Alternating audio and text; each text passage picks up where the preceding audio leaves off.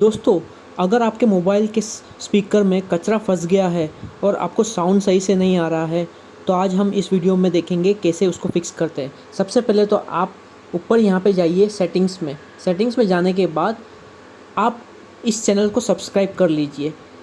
फिर इसके बाद आप आगे जाएंगे नीचे, तो आपको एडिशनल सेटिंग दिखेगा। ये खास करके रेडमी एमआई फ़ोन के लिए है। सो एडिशनल सेटिंग में जाने के बाद आपको यहाँ पे दिखेगा क्लियर स्पीकर। इस पर आप जब क्लिक करेंगे और जब इस पर क्लिक करेंगे तो ये 30 सेकंड के लिए एक साउंड बजेगा, टू टू इस तरह से।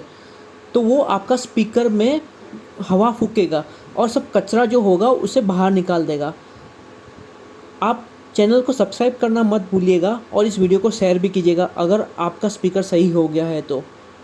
Thank you very much, bye bye.